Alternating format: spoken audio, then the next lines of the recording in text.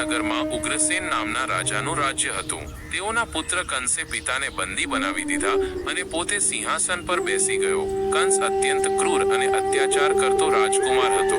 એક દિવસ જ્યારે તેની બહેન દેવકીનો વિવાહ વસુદેવ સાથે થયો ત્યારે આકાશવાણી થઈ, કંસ, તારા નાશનું કારણ દેવકીની અજાણી સંતાન બની રહેશે. આ વાત સાંભળી કંસ ભયભીત થયો. તેણે તરત જ દેવકી અને વસુદેવને જેલમાં નાખી દીધા અને તેમને શપથ લેવડાવ્યો કે જે પણ સંતાન જન્મે તે તેના હવાલે કરી દેવું પડશે. આ રીતે એક પછી એક 6 સંતાનોનો જન્મ થયો અને કંસે તેમને નાશ કરી દીધા. જ્યારે 7મો ગર્ભ થયો ત્યારે ભગવાન વિષ્ણુના આશીર્વાદથી તે ગર્ભ રોહિણીના ગર્ભમાં સ્થાનાંતરિત થયો. તે સંતાનના રૂપે ભગવાન બલરામ જન્મ્યા અને ત્યારે આવ્યા 9મો અવતાર ભગવાન શ્રી કૃષ્ણ. જન્મના સમયે જ ગોકુલમાં પરિવર્તન થયું. જેલના દ્વાર ખુલ્યા, સેનાની આંખો બંધ થઈ ગઈ, તળાવ ઉફાળ્યું અને યમુનાનું પાણી શાંત થયું. વસુદેવ શિશુને ઝુલાવે ત્યાં ગોકુલમાં નંદ બાબાના ઘરમાં યશોદાને પુત્રી માયાનો જન્મ થયો હતો. બંને સંતાનોનું આપસમાં બદલાવ કરાયું. આ રીતે શ્રી કૃષ્ણ ગોકુલમાં મોટા થયા. દુષ્કર્મોની વચ્ચે પણ પુણ્યકર્મો સાથે આગળ વધતા રહ્યા. ભાગ 2. બાળલીલાઓ, નાના પગલાં, મોટી શિક્ષાઓ. શ્રી કૃષ્ણે પોતાના બાળપણમાં ઘણા અનોખા કાર્યો કરીને જગતને સમજાવ્યું કે મુશ્કેલી કેટલી પણ મોટી હોય, ધીરજ અને બુદ્ધિથી તેને પાર કરી શકાય છે. પૂતના વધ.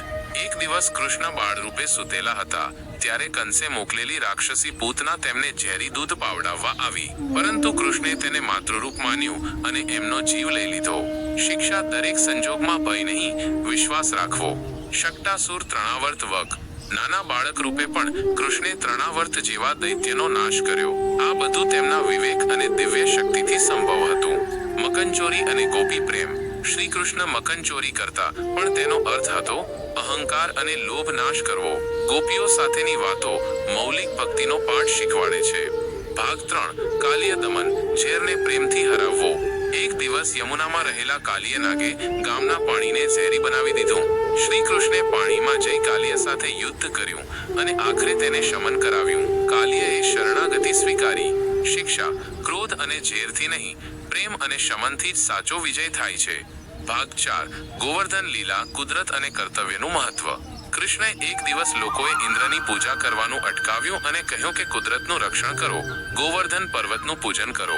રિસાયેલા ઇન્દ્રે ભારે વરસાદ મૂકી દીધો, પણ શ્રી કૃષ્ણે ગોવર્ધન પર્વતને એક આંગળીથી ઊંચક્યો અને લોકોને આશરો આપ્યો. શિક્ષા: સાચો નેતા એ જ હોય છે જે આફતમાં પણ સૌને આશરો આપે. ભાગ 5. કંસ વધ. અંધકાર પર પ્રકાશનો વિજય.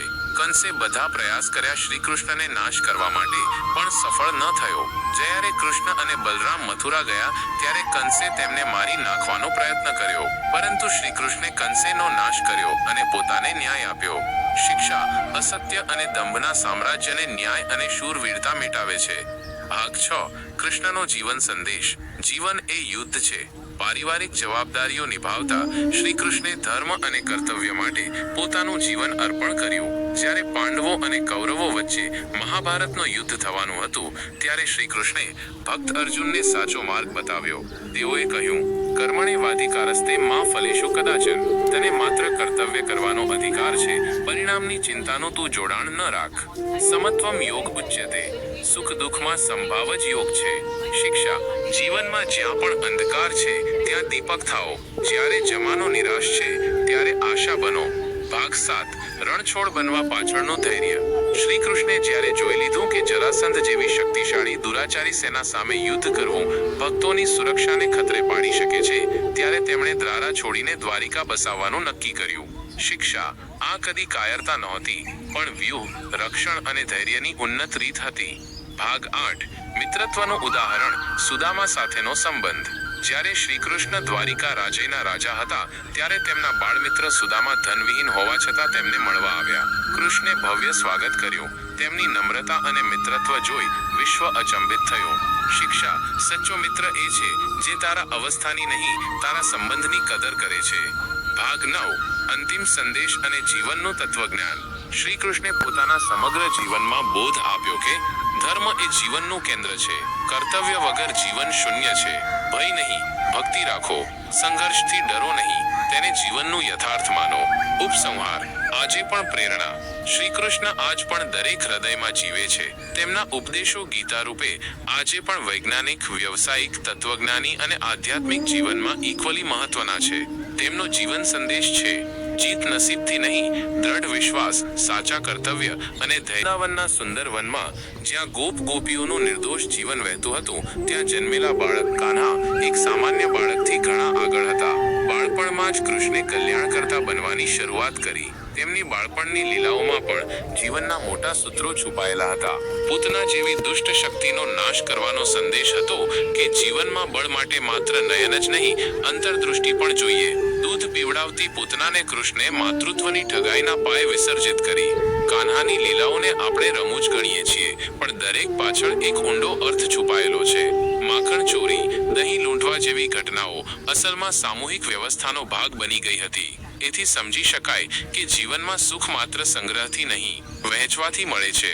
જ્યારે ગોપીઓ કાન્હાને બાંધી દેવા માંગતી, ત્યારે એ હસતો, કારણ કે વાસ્તવિક સ્વતંત્રતા એ છે જે મનથી પ્રાપ્ત થાય.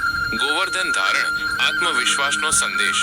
એકવાર ઇન્દ્રદેવના ક્રોધથી ગામમાં વિનાશ જમાવવાનો હતો. સૌ ભયભીત હતા, પણ નાનકડા કૃષ્ણએ ગોવર્ધન પર્વત ઊંચકીને સૌની રક્ષા કરી. એ સમયે કૃષ્ણએ જણાવ્યું કે જ્યારે તમે પરિસ્થિતિઓથી ન ડરીને તેનો સામનો કરો છો, ત્યારે ઈશ્વર પણ તમારી પાછળ ઊભો રહે છે. અહીંથી સાચો આત્મવિશ્વાસ શરૂ થાય છે, જ્યાં કોઈ દેવ પણ આપણાથી ઊંચો નથી, જો આપણે ધર્મ પર રહીએ. કર્તવ્ય પથ પર કૃષ્ણ. કંસનો વધ અને ધર્મની સ્થાપના. કૃષ્ણની યાત્રા માત્ર લીલાઓ સુધી નહીં રહી. જ્યારે માતા દેવકી અને પિતા વસુદેવ જેલમાં બંધ હતા, ત્યારે બાળક કૃષ્ણે કર્તવ્ય પથ પર પગ મૂક્યો. નાનપણથી જ ઉદ્યમનો પંથ પકડીને તેણે કંસનો અંત લાવી દીધો. કંસના રક્તરંજિત રાજ્યનો નાશ કરીને કૃષ્ણે યથાર્થમાં અધર્મ પર ધર્મની વિજયનું આગમન કરાવ્યું. કૃષ્ણ માત્ર લીલાધર નહીં, સંજયી પણ હતા. દ્રૌપદીના ચીરહરણની ઘટના બાદ જે રીતે તેમણે દ્રૌપદીનું આત્મમર્યાદા રક્ષી રૂપ ધારણ કર્યું, તે આજના સમય માટે પણ પ્રેરણા છે. કૃત્ય કહીએ તો કૃષ્ણે ક્યારેય યુદ્ધ ન કર્યું, પણ દરેક યુદ્ધમાં તેમણે માર્ગદર્શન આપ્યું. પાંડવો માટે સાવધાન મંત્રી બન્યા અને કૌરવો માટે એક એવા આયનાનું પ્રતિબિંબ જે તેમનું અસત્ય મોઢું ફોડે. સુદામા પ્રસંગ. સંબંધોનું મહત્વ. ભૌતિક સમૃદ્ધિથી ભીના માનવીના જીવનમાં પણ આત્મસંતોષ કેટલો મહત્વનો છે, એ કૃષ્ણના મિત્ર સુદામાની કથા દર્શાવે છે. જ્યારે સુદામા શ્રદ્ધા અને પ્રેમ સાથે કૃષ્ણને મળવા પહોંચે છે, ત્યારે કૃષ્ણ મહારાજ મહેલમાંથી દોડી આવે છે. પોતે તેની ધૂળ ભરેલી પાઘડી ધોઈ રહ્યા છે. અહીં સંદેશ સ્પષ્ટ છે, સંબંધ ધનથી નહીં, હૃદયથી નિર્મિત થાય છે. મહાભારત. કર્તવ્ય અને ભગવદ્ ગીતા. મહાભારત કૃષ્ણના જીવનનું સૌથી મોટું અધ્યાય છે. એ યુદ્ધ કૃષ્ણે નથી લડ્યું, છતાં તમામ ધાંધલીઓમાં એકમાત્ર ધ્રુવતારા તરીકે તેમણે તમામને માર્ગદર્શન આપ્યું. અહીં તેમણે અર્જુનને ભગવદ્ ગીતા આપીને કહ્યું, કર્મણ્યેવાધિકારસ્તે મા ફલેષુ કદાચન. તું માત્ર કર્મ કર, ફળની ચિંતા ન કર. આ એકમાત્ર શ્લોક લાખો જીવનોને બદલી શકે છે. આજના યુગમાં પણ યુવાનો માટે એ એક જીવંત ઉદાહરણ છે કે સફળતા તેને મળે છે જે સત્ય પંથે અડગ રહે છે. કર્મ, ભક્તિ અને જ્ઞાન ત્રણેયનો સંગમ. શ્રી કૃષ્ણના જીવનમાંથી આપણે 3 મહત્વના સિદ્ધાંતો શીખી શકીએ. 1. કર્મયોગ. જીવનમાં આળસ માટે જગ્યા નથી. કૃષ્ણે જીવનભર કર્મ કર્યા, રાજકાર્યથી લીલાઓ સુધી. 2. ભક્તિયોગ. રાધાના પ્રેમથી લઈને સચોટ ભક્તો માટે કૃષ્ણે દરવાજા ખુલ્લા રાખ્યા. 3. જ્ઞાનયોગ. જીવનના દરેક તબક્કે તેમણે આધ્યાત્મિક સિદ્ધાંતો રજૂ કર્યા. અંતિમ સમય અને સંદેશ. યુદ્ધ પછી જ્યારે શ્રી કૃષ્ણ પોતાનું કાર્ય પૂર્ણ કરે છે, ત્યારે તેઓ ફરીથી દ્વારકા તરફ મુખ કરે છે. કોઈ ભવ્ય ઉજવણી વગર, કોઈ દંભ વગર તેઓ પોતાના અંતિમ સમય તરફ જાય છે. એ સમયે સંદેશ છે કે જીવનમાં તમે કંઈ કમાવ્યું એ નહીં, પરંતુ કેટલા હૃદય જીત્યા એ મહત્વનું છે. અંતિમ સંદેશ. શ્રી કૃષ્ણનો ચિરંતન પાઠ.